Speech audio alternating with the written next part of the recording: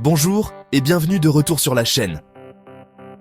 Aujourd'hui, on aborde un sujet important, les maladies buccales. Vous me connaissez, je suis une grande adepte de la médecine préventive. On se concentre tellement sur notre alimentation et l'exercice physique pour rester en bonne santé.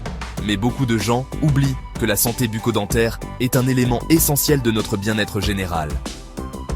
Prendre soin de ses dents et de ses gencives, ce n'est pas juste avoir un beau sourire. Ça peut avoir un impact sur notre santé globale d'une manière qu'on ne soupçonne même pas. Beaucoup pensent qu'une visite chez le dentiste se résume à un détartrage et à la recherche de caries. Mais c'est bien plus que ça. Dans cette vidéo, nous allons parler de certaines des maladies buccales les plus courantes, de leurs causes, de leurs symptômes et surtout, de ce que vous pouvez faire pour les prévenir. Alors, si vous êtes prêt à prendre votre santé bucco-dentaire en main et à apprendre comment conserver un sourire éclatant, restez avec nous. Commençons par une maladie courante, la carie dentaire. Vous la connaissez probablement mieux sous le nom de carie. Elle se produit lorsque les sucres contenus dans les aliments que nous consommons interagissent avec les bactéries présentes dans notre bouche. Cela crée des acides qui attaquent l'émail, la couche externe dure et protectrice de nos dents. Au fil du temps, ces acides peuvent créer des trous dans nos dents, provoquant des douleurs, une sensibilité et même des infections. Alors, quels sont les symptômes d'une carie ? Eh bien, vous pourriez ressentir des maux de dents, surtout après avoir mangé ou bu quelque chose de sucré, de chaud ou de froid. Vous pourriez également voir des trous visibles dans vos dents, ou même ressentir une douleur aiguë lorsque vous mordez.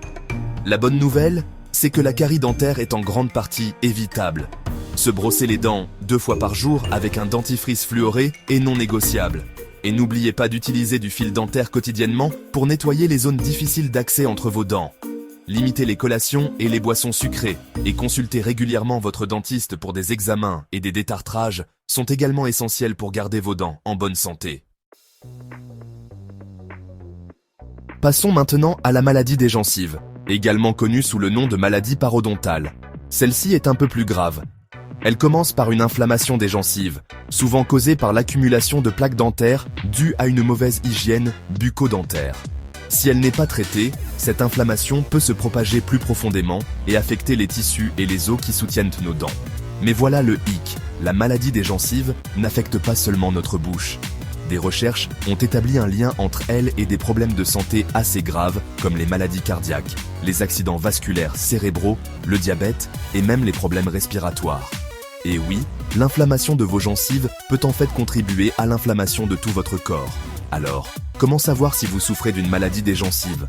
Faites attention aux gencives rouges, gonflées ou sensibles qui saignent facilement, surtout lorsque vous vous brossez les dents ou utilisez du fil dentaire. Vous pourriez également remarquer une mauvaise haleine persistante, ou même des dents qui bougent. Si vous présentez l'un de ces symptômes, il est essentiel de consulter votre dentiste dès que possible afin d'obtenir un diagnostic et un plan de traitement approprié. Le prochain sujet est plus délicat, mais nous devons en parler, le cancer de la bouche. Ce type de cancer peut affecter n'importe quelle partie de la bouche, y compris les lèvres, la langue, les joues et la gorge. C'est une maladie grave, et un dépistage précoce est essentiel pour la réussite du traitement. Selon les estimations, des milliers de personnes en France sont diagnostiquées chaque année avec un cancer de la bouche. C'est un chiffre stupéfiant. Ce qui est encore plus effrayant, c'est que le cancer de la bouche est souvent diagnostiqué à un stade avancé, lorsqu'il est plus difficile à traiter. C'est pourquoi il est si important de connaître les facteurs de risque, notamment le tabagisme, la consommation excessive d'alcool et le papillomavirus humain, ou HPV. Des examens dentaires réguliers sont essentiels, car les dentistes sont souvent en première ligne pour détecter le cancer de la bouche à un stade précoce.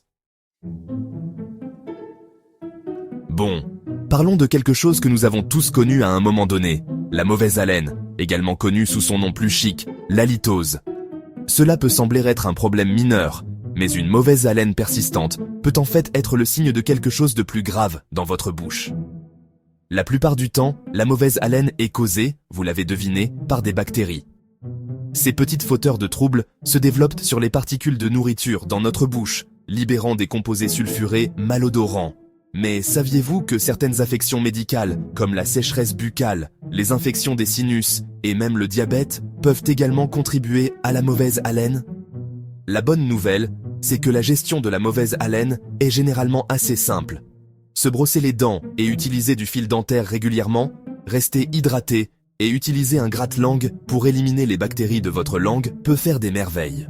Mâcher du chewing-gum sans sucre peut également aider à stimuler la production de salive, qui élimine naturellement les particules alimentaires.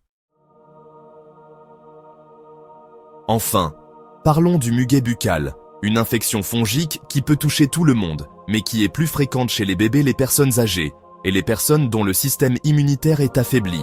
Il est causé par une prolifération du champignon Candida, qui est un résident normal de notre bouche, mais qui peut parfois devenir un peu incontrôlable. Le muguet buccal se présente sous la forme de lésions blanches, crémeuses sur la langue, l'intérieur des joues ou le palais. Ces lésions peuvent être inconfortables et même douloureuses. Vous pourriez également ressentir une sensation cotonneuse dans la bouche ou une perte de goût.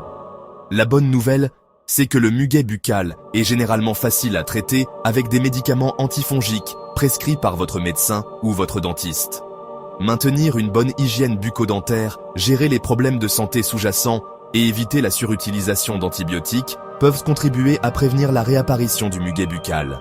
D'ailleurs, des études récentes ont montré des résultats prometteurs dans l'utilisation de probiotiques pour prévenir et traiter le muguet buccal. C'est tout pour la vidéo d'aujourd'hui sur les maladies buccales.